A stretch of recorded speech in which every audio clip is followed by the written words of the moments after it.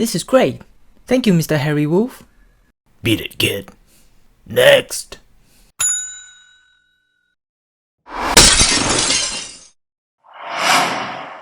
You gotta be kidding me.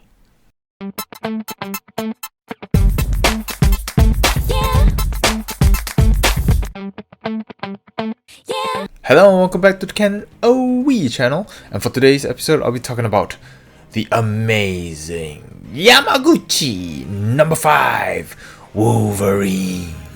Look at that savage beast. Of course, first off, the box design. This line has always been amazing when it comes to their box design, and Wolverine is no exception. At the front you have Wolverine in what appears to be a chef attire. You have the figure posing on the side of the box, and at the top and the bottom you have more of Wolverine's artwork. And looking at the back, like a comic strip, you have the figure in various poses with really weird dialogue. It's time to throw down. Time to get heavy. Wait, what? What are you... are you planning to sit on top of your enemy, or are you in a hot dog eating competition? I don't... But we're on the clock here. And the X-Men ain't in the habit of answering to no one. Wait. And so we're in... Come on, Revoltech marketing team. Well, that was fun. And I can't deny it's still a great box design. And as always, they provide you with this awesome artwork of Wolverine inside the box, which also shows you where they got their inspiration from. And now, the man himself, Mr. Logan-sama. Look at that beast. They've decided to use the uniform from the Astonishing X-Men series, which has the classic Wolverine colors of yellow and blue, but with a modern twist. He is fairly well painted apart from a slight mispaint here and there, but they are extremely minuscule and it doesn't affect the overall look, so it's all good. But the thing I love about this figure is his sculpt. Just look at how muscular he is. Once again, sculpted by the only sculptor working there, Yamaguchi Katsuhisa, but he did a fine job with this figure. Just like the comic book character, all the muscles are carved with exaggeration, but to the benefit of his look. Just look at his shredded chest and those biceps, and he even molded the veins, which is amazing. His back muscles are also modeled, and also not forgetting that he squats as well. Just look at his quads. Those pants are just on the verge of ripping.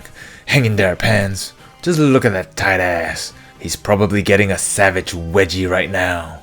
Also, I'd like to mention that this figure did a wonderful job at hiding his joints, especially around his forearms. So first thing is that his shoulder pad is movable, so he can now hide the joints on his shoulders, which is something the past figures did not have. Also, bending his arms reveals a gap, which you can close that gap with his forearm, and the muscles just blend seamlessly, which I thought was extremely clever, but doing so does prevent him from straightening his arm.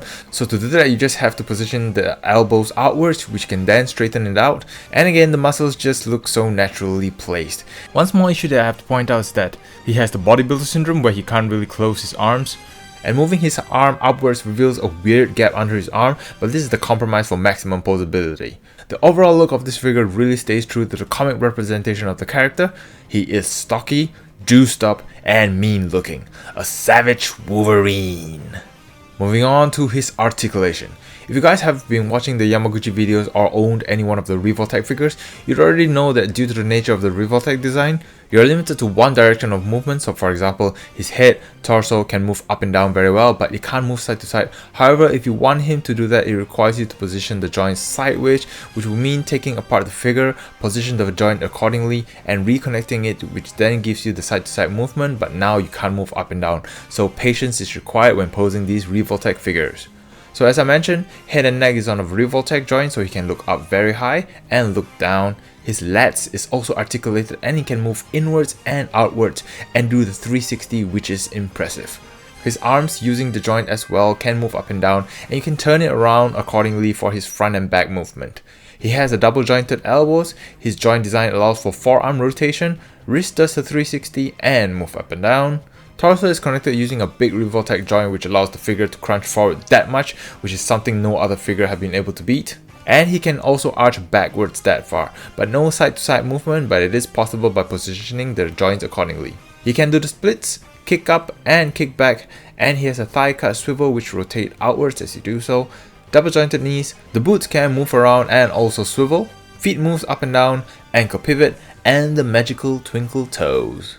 So as always, plenty of articulation given, however the flexibility of this figure is sadly limited by the design of the Revoltech joint. I hope they could come up with a different joint where it also incorporates the side-to-side movement, which will help improve their future figure arms and torso movement without any hassle. Moving on to his accessories, and of course the typical Revoltech stand, so starting with his head. Just pull the head out and swap it with the desired head, and you can choose from having either the already given grumpy face, always frowning, or the stressed out face, and also the roaring face, which I really appreciate them painting each individual tooth, so thank you Revoltech painting team. And for his interchangeable hands, he comes with the grabbing hands, a hand I assume is for holding weapons. Will we be getting a katana in the future? In the meantime, at least he can make do with Deadpool's katana. And also a hand which looks like he is holding a cigar, but no cigar props provided. And the main accessory, his silver shiny adamantium claws. Look at that, finally staying true to the comics. It's huge, it's shiny.